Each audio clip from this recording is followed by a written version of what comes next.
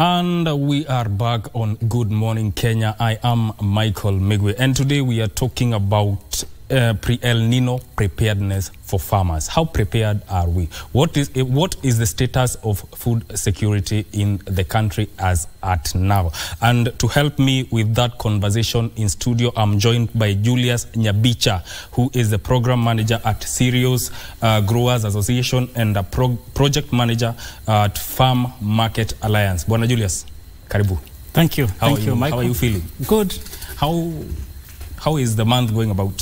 Every farmer in this country, not just farmers, but every Kenyan is now preparing for the El-Nino rains. Yes. And we are trying to put together mitigation measures to ensure that we go through, and that at the end of the day, we have food on our tables. Okay. To that person who does not know about CGA or the FTMA, briefly talk about the two. CGA, Cereal Growers Association, is a non-for-profit organization that has been around since 1996. Yes. We basically bring together farmers, large-scale farmers, smallholder farmers, and so that we can be able to disseminate the important technologies for their production. We also link them to the market. At the end of the day, when farmers do production, they need to take their produce to the market, and we economically empower them. Yes. So CGA is there to bring together farmers, to empower them through the technology. You know, agriculture is an evolving field. Agriculture is technology savvy. Yes. And therefore we must keep on updating our farmers every day with new technologies. We must bring them together. We must make them understand that smallholder farmers, they have got more power, they have got more bargaining power when they come together.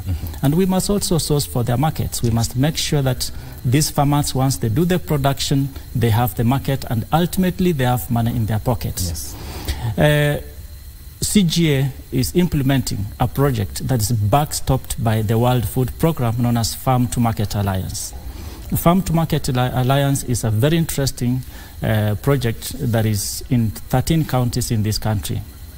What we do, we all understand that in the space that we operate in Kenya, we do not have enough extension service providers. And therefore we bring together what we call farmer service centers, rural agripreneurs that we train, and they can be able to give service to other farmers.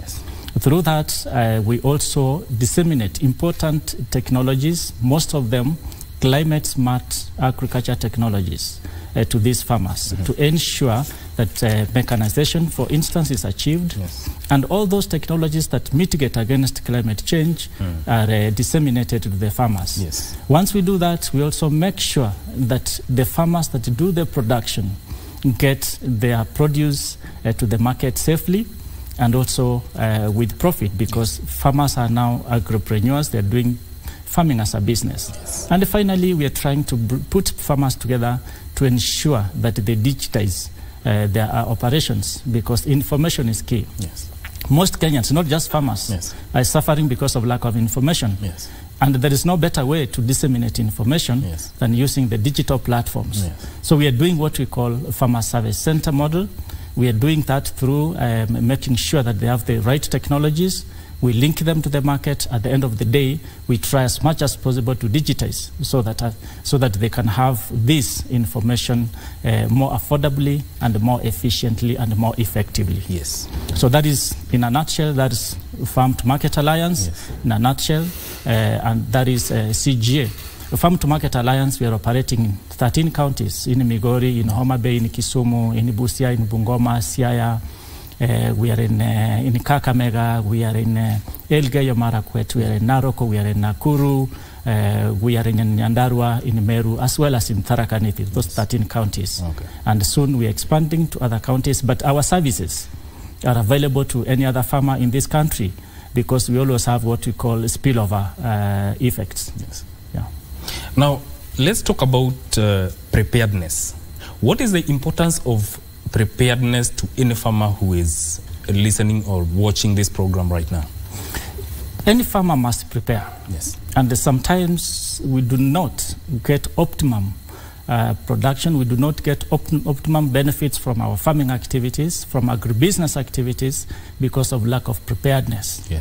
Because just like any other business, farming is a business, agribusiness, that's what we call it. And actually we're now trying to avoid the use of farming. We call it agribusiness, because anybody that goes to the farm wants to do the farming, either to put food on the table or to ensure that gets some income out of that activity. Yes. And therefore, preparedness is extremely important. One, farmers must sit down and reflect on what they need in terms of resources. Yes. Land is a key factor in agribusiness, in crop production, or in farming, or in livestock production. So we must have appropriate land. The farmer must have resources in terms of capital on what it's going to do. The farmer must take stock of the weather conditions, the climate. The farmer must take stock of equipment that he will require, yes. And the farmer must also take stock of where this is going to sell the produce after yes. the production. Yes. So all these, along this value chain, until the farmer has money in his pocket, that's when you can call this an agripreneur. And that's the preparedness we're talking about. For instance, what is pertinent at the moment is the fact that we are about to face the El-Nino rains. Yes. How are our farmers prepared? There are those areas farmers are supposed to plant. There are those areas farmers have already gotten to the harvesting period, and this is the most critical one. That farmers must make sure that they do not lose the produce that they've invested so much in when it comes to post-harvest losses because of the long rains, because of the El-Nino rains. Yes. And therefore, together as the private sector, the government, we must come together as stakeholders to ensure that we have proper mitigation measures to cushion the farmers against losses during harvesting, during transport, during storage, during processing, until the farmer has food, until the consumer has food on the table. Yes. So that's the preparedness we are talking about. Yes. For instance, right now, as a Farm to Market Alliance, yes. as CGA, yes. we have put in place measures to ensure that we disseminate important bulk SMS messages yes. to farmers in various parts of this country to warn them against the El-Nino rains. In those areas where we shall be having rains, we shall want them in good time. Yes. It's not just warning, it's also putting together measures. For instance, if we know farmers in North Rift, farmers in Trans Nzoia yes. are harvesting yes. and the rains are coming, what do? You must avail threshers, you must avail dryers, you must avail proper transportation facilities, you must avail proper storage facilities, so that at the end of the day, it's not just disseminating information, but it is disseminating information accompanied by solutions. And solutions means you have to partner yes. so that you can have the proper equipment. If it's dryers, you have dryers. Yes. I'm glad to say that I've heard the government is going to disseminate a number of dryers yes. in these areas. But then information must be available so that we know if the government, for instance, is going to disseminate 40 dryers, yes. where are these dryers going to be? A lot of our people are suffering because of lack of information. And this is the information that we want to avail. And that's why I said in Farm to Market Alliance, we have a pillar known as digitization. The moment you do digitization, it means that information can travel faster, can travel to the intended recipient, and at the end of the day, there is efficiency, there is effectiveness in this in the information that is being disseminated. Yes. So that is critical. So that information has to be there. And that information cannot be delivered by the government alone. The government might provide the threshers, but who is going to give the information? Yes. It is upon us, the private sector, the government, and anybody that in the agricultural space yes. to give this information, to provide it, and to make sure that it reaches the intended recipients, the farmers who are harvesting, yes. so that they can be able to use this equipment. Yes. Now, let's talk about food production in the country. Given that the country experienced rains this year, and might I say torrential ones. Now, what, in your own opinion, what is the status of food production in the country as at now? I must thank the government first yes. because of the subsidized fertilizer, which has boosted yes. the food production in this country. Yes. We expect our target was to have 44 million metric ton, 44 million bags of maize harvested, yes. which is almost not sufficient, yeah. but almost there. So that is a good gesture. But the question that you must ask yourself, yes, we might have sufficient food today. Yes. But shall we have the same sufficient food tomorrow? After 5 months, after 6 months? Because our production cycle is 1 year, yes. is 12 months. Yes. So if we have food that is enough today, yes. what we must, as Kenyans, what we must ask ourselves, how do we process this food? Yes. How do we store this food so that the same food is available in the same quality yes. in another 5-6 months, yes. in another 1 year, so that we can be able to feed our people? Yes. So we might have enough food, yes, but if we do not do what we call proper post-harvest management, yes. then we will not have the food. Yes. So our focus should now shift to post-harvest management of this food. How do we transport our grain? I was in Kitale last week, yes. and I saw how farmers are struggling to not only harvest, yes. but to do threshing, yes. but to do drying. So how do we avail dryers so that farmers can be able to dry their maize and store it? How do we make sure that the storage facilities are proper, disinfected, and we have enough storage facilities? How do we make sure that the National Cereals and Produce Board that buys from the farmers is up to the task, buying in good time, ensuring that this is properly stored? How do we make sure that NCPB not only focuses on buying, but also goes a notch higher to ensure that these farmers are able to mitigate against the food losses? Yes. This country loses about 30% of grains and pulses. After production, 30%. Let me give you a quick math. Yes. If we are producing about 44 million bags of maize, yes. a bag is about 5,000, 6,000. Yeah. We are talking about an industry, maize alone, which is about 240 billion. If you lose 30%, that brings you to about 70 to 8 billion. Wow. Can you imagine that the country is losing 70 to 8 billion Kenya shillings? Billion Kenya shillings. That's a lot of money. As post-harvest, poor post-harvest management. Yes. A farmer that has invested heavily in terms of inputs, a resource-poor farmer that has been able to produce and now is losing 30%. Those are the measures that we must take into account, both the private sector as well as the government, to ensure that we don't lose the 30% that we lose. Which all boils down to storage. It boils down to storage. It boils down to technology. Let me give you some historical perspective. Okay. When we grew up, there is what we used to call the traditional granary, yeah, where you used to store our maize, even without shelling. That's where we used to store our maize. But then it came with its fair share of challenges, that the maize would be attacked by animals, rodents, and it could be stolen. Yeah. The weather conditions, when it's very wet, the maize would get wet. And we moved now to the bags. Once we moved to the bags, then we discovered we still have weevils. We still have other small animal insects, yes, affecting the maize. And then we moved to the pesticides. Then we discovered the pesticides, one, are expensive. Two, the pesticides are laborious, because if you're going to store your maize, for instance, for 1 year, yes, then you have to apply the pesticide probably 3-4 times. Yes. And you have got to remove your maize from the store to 100 bags and do that over and over again. And then thirdly, and most important, we discovered that the pesticides are not safe for human use. Sometimes we do not follow the instructions. At the end of the day, yes, the level of cancer is increasing in this country because of what we consume. Yes. Now we moved to what we call hermetic storage. This is where we are. This is the current storage that we have. Hermetic means airtight. Yes. It means that you do not need to use the chemicals.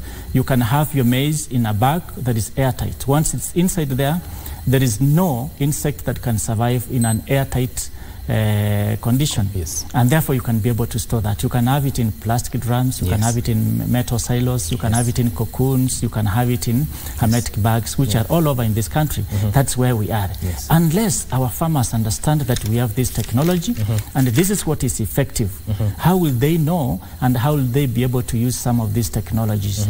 So I've just given you a very simple and a short historical perspective on our storage, on our storage journey. This is where we are. But how readily available do we have this? How do we come together? How do we ensure that every single farmer uses this for health? And also to ensure that the produce does not lose quality, the quantity is maintained. There is something else that most Kenyans do not understand, that what we have what we call hidden hunger. Hidden hunger is when you consume food in plenty, you think that you are consuming, but nutritionally there is no value. For instance, if you consume maize that has been weevilled, that has been attacked, that has been infested by insects, the best part of that maize has already been consumed. So what you are consuming is just a shell. Okay?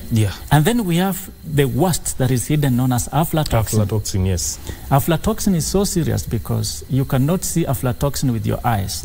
You can't smell it. You can't taste it.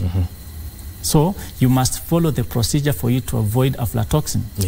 Many people ask why. Sometimes you go to the bread basket areas of this country, counties of this country, and then you get stunted children, malnutrition. It is because there is enough food, but if the food is contaminated with aflatoxin, the nutrients in that food do not make their way to the human body, especially the children. So you'll see children that are stunted in a bread basket area. You ask yourself, why do we have malnutrition in these areas when there is so much food? The food is in plenty. But it's not clean food for human consumption. It's food that has been contaminated by aflatoxin. Aflatoxin is so bad, especially to the children, to the toddlers. They get stunted, and you know, the moment you see a human body is stunted, even the human brain is stunted.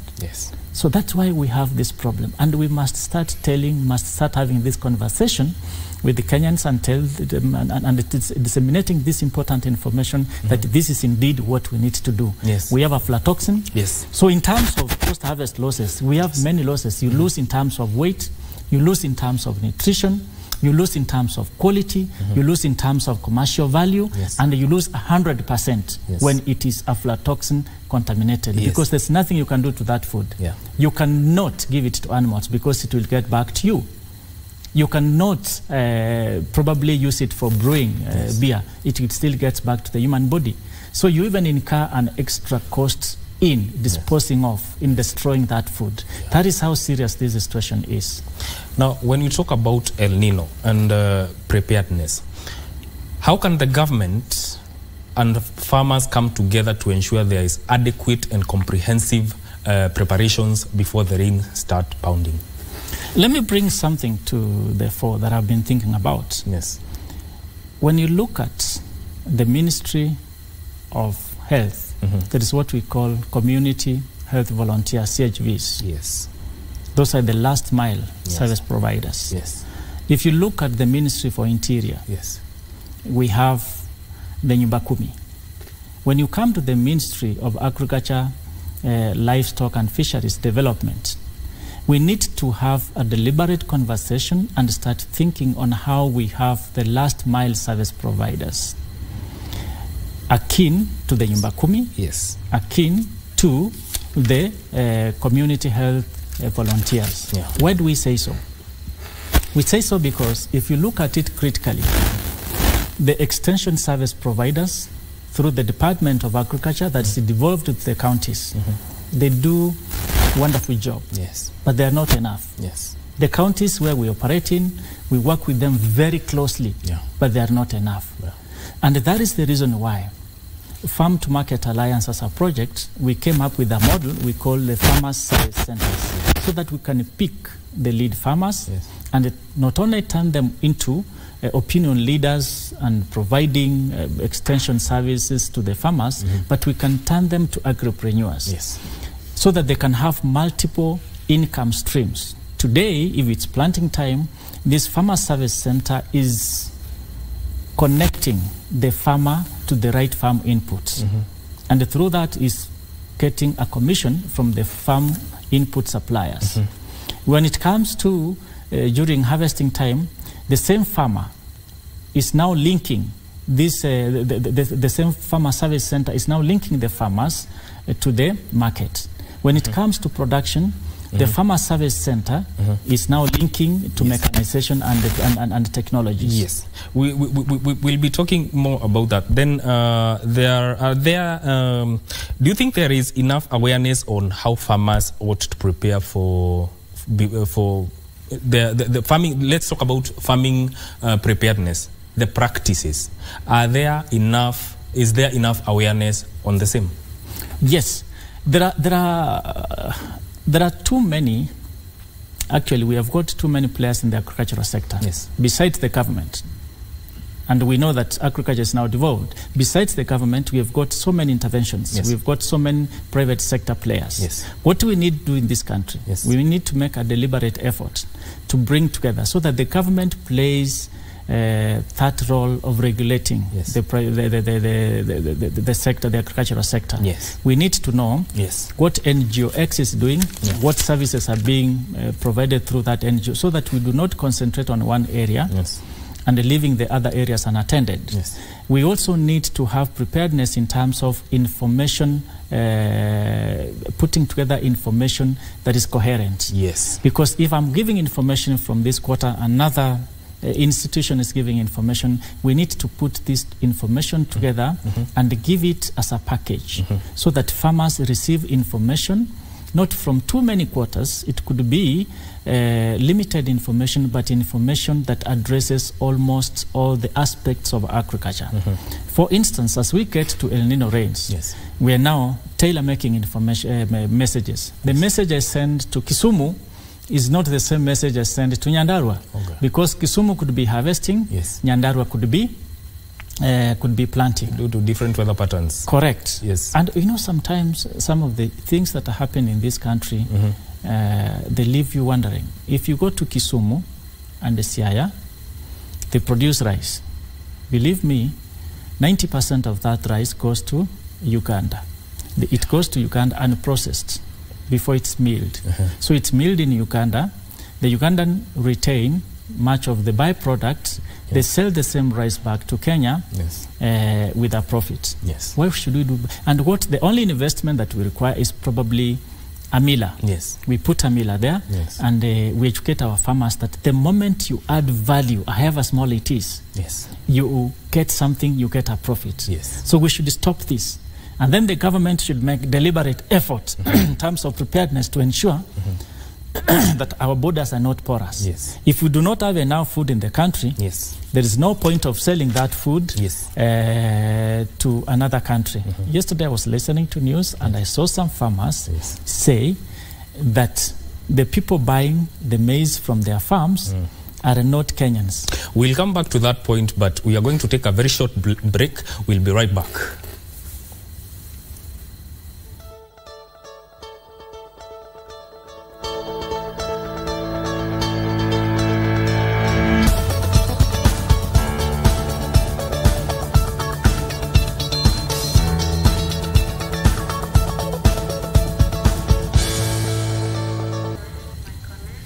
Good morning once again. Welcome back to the show. Now, before we went on a break, we were talking about the awareness on how farmers should prepare before El-Nino. And you said, so if you can continue on that point.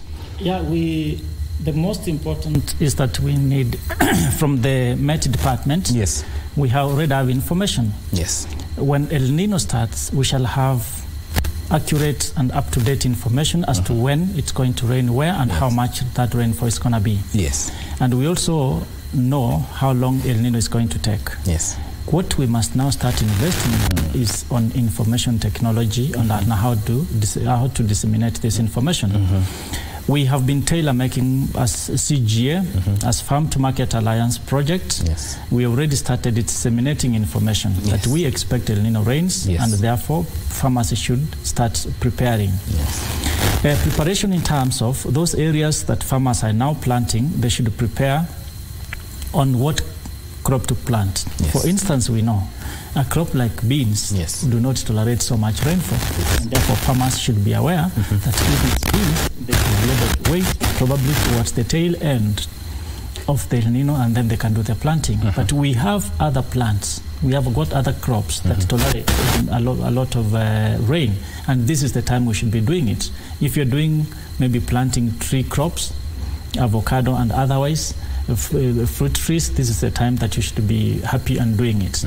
But in those areas where harvesting is taking place, they need to be a bit more careful, because I don't know of a crop other than probably tea.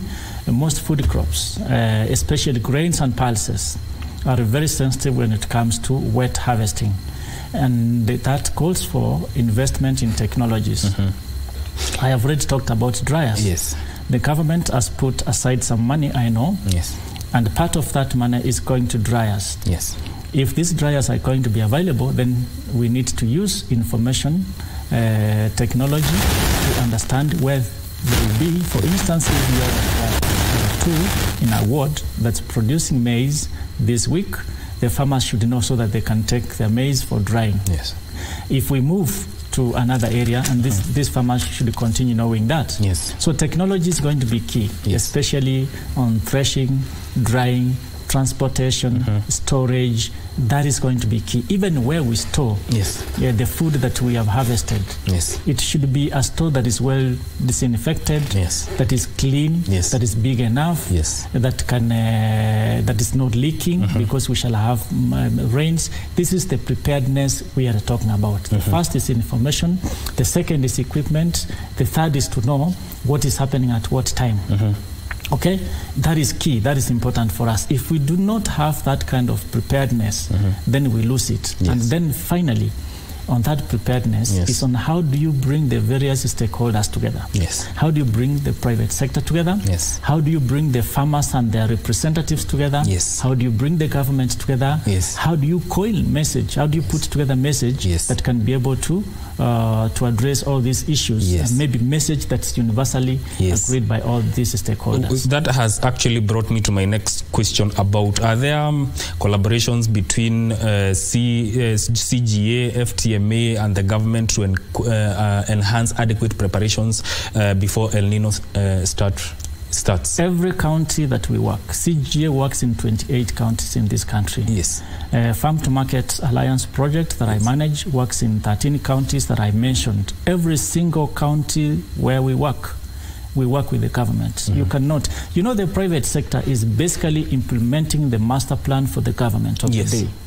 And therefore we must sit together with the government through the Department of Agriculture, Livestock and Fisheries in those counties to agree on what we need to do. So we work together. Our collaboration is extremely good. All the meetings we have the government in those meetings. Even when we implement, we have the government to backstop and also to participate even in trainings on those meetings. So we work together. And also from the other players. For instance, if you're an NGO, you're implementing an intervention in production. You could be having another NGO that is implementing an intervention on marketing. So you must come together, synergize to ensure that at the end of the day, it's the smallholder farmer that gets the benefit and moves from point A to point B. Now, let's talk about government subsidy. There was an issuance of subsidized fertilizer. Are we utilizing it effectively? We have seen, first I must thank the government of the day, that for the first time there was very good subsidy program, and I think it trickled in most parts of this country.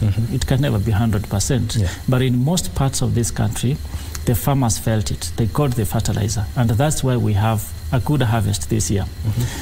What we must do, I think, is now incumbent upon the government to start thinking on how to have the subsidy program to be private-led. Let the fertilizer producers, those who are in the business of fertilizer, start running this. Let the government implement in terms of regulation, in terms of taxes, and then we can leave this to the private sector, but make sure that the government has a watchful eye to ensure that this is happening, so that the private sector can run it, so that at the end of the day, we have a good subsidy program, but we also do not distort the market in terms of inputs. Yes. That would be my advice. Yes. It's a good program. We are happy. Yes. Farmers are happy that they have been able to produce, but we need now to start thinking on how to move it more towards the private sector. Make it more efficient, move it to the private sector, but the government remains there as the watchdog to make sure that it is being implemented, and the smallholder farmer is getting the benefits of the subsidy, not only in fertilizer, but we need to move it to seed. We need to move it to agrochemicals. We need to move it along that production value chain. Now, last month, the month of September, we had the climate change summit here in Nairobi. And I would want to know how is the climate change affecting agriculture, especially in Kenya? Thank you. A very pertinent question. Yes. When we talk about climate change, any player in the agricultural sector must be very worried. And that is why all the interventions that we have are what we call climate smart agriculture. All of the technologies that we have must address issues of climate change. For instance, I want to give you a few examples. El-Nino rains are coming. We know after El-Nino rains, we might have prolonged drought. What are we doing about the water that we shall be having? This is the time that we should be talking to farmers to do what we call water harvesting. This is the time that we should be constructing dams. And this is what, like Farm to Market Alliance, we have already started doing this. We are subsidizing the construction of dams so that we give dam liners.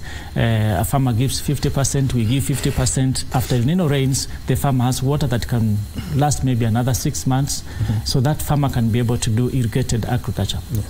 That's one. Two, when we talk about climate smart agriculture, we are talking about a number of issues. One, we keep on turning our soils because we do disc plowing. We plow today. Next year we expose the soils to soil erosion, we expose the soil to disturbances. The soil microorganisms do not survive under those conditions. And even the water holding capacity of the soil is compromised. What we do as a project, as CGA and as Farm to Market Alliance, is now to bring in what we call a minimum tillage. You have a farm, you don't have to use a disc plow, you use a reaper, so that there is limited area where you can open up the soil, the other soil is intact. When it rains, however small that rain is, it will be retained there and your crop can move to maturity without a problem. And then now, the other areas you use what we call herbicides. When you look at this intervention at the end of the day, it's cheaper, it's cost effective, it's faster, and it's more profitable because any farmer must be an agripreneur, must do farming as a business.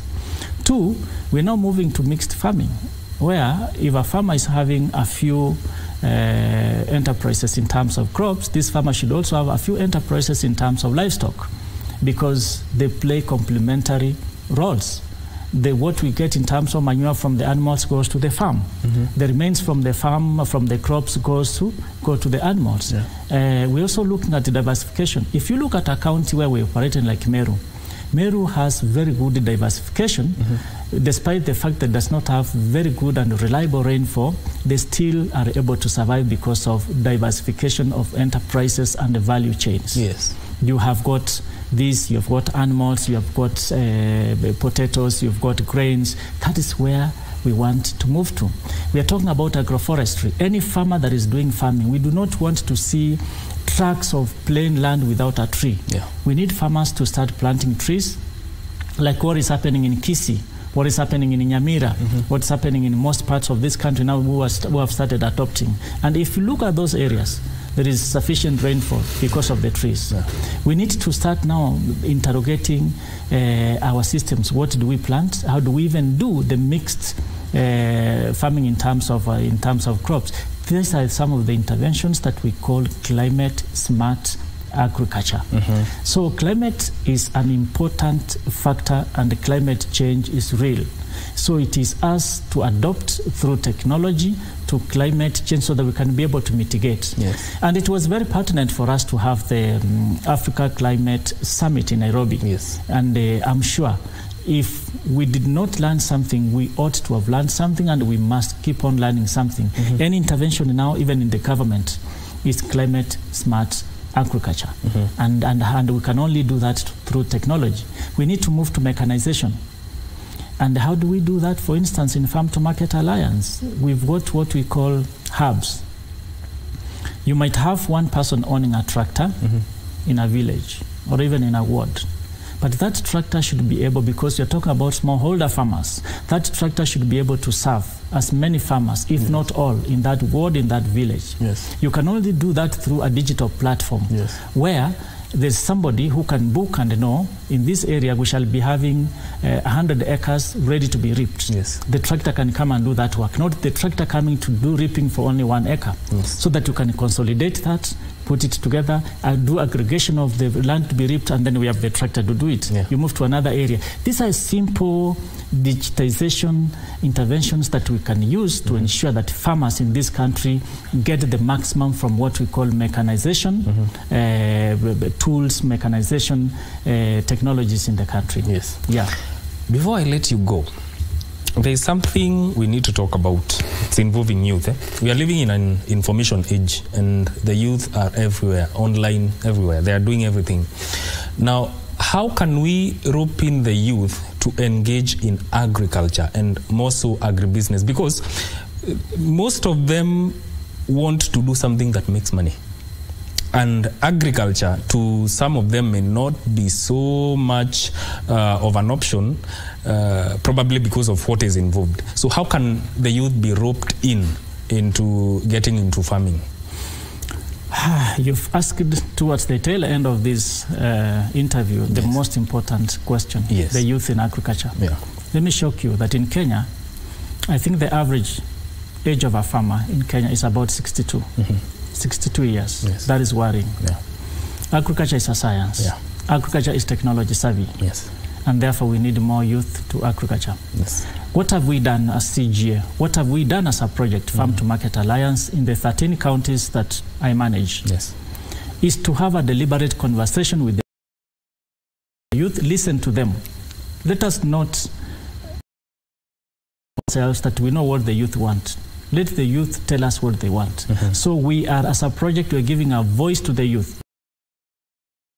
And they tell us, this is what we want, this is how we want to do it. Yes. So we have been doing that. We have brought together the youth so that we can be able to listen to the conversation that we have with the youth.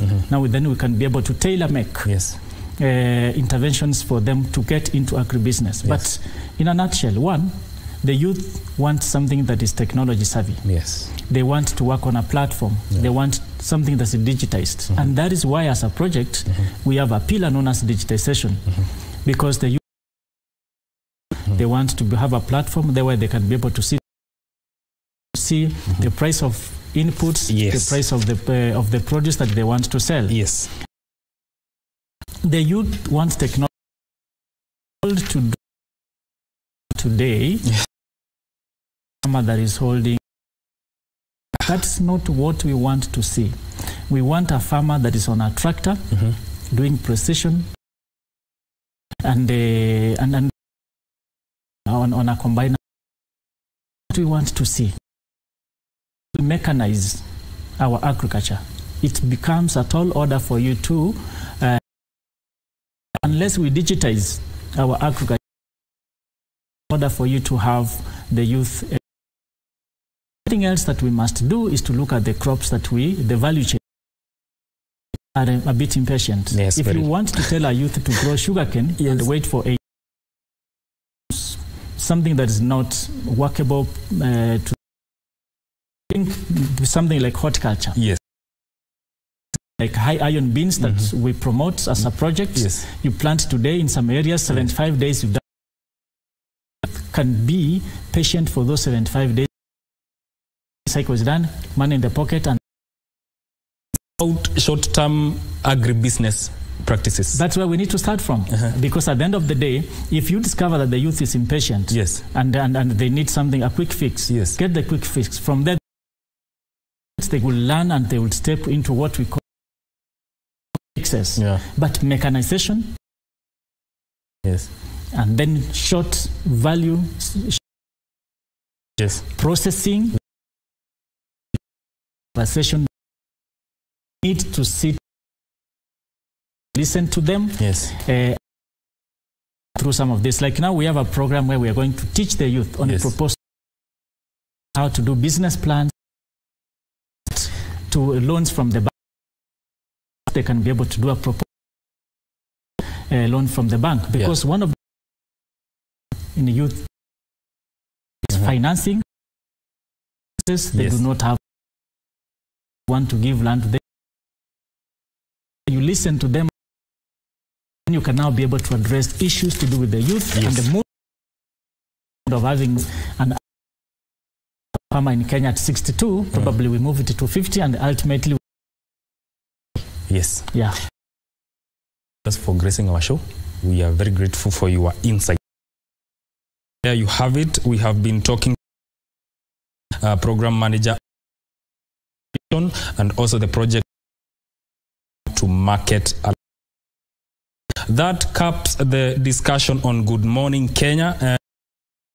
Mike Megwe, let's do a good day.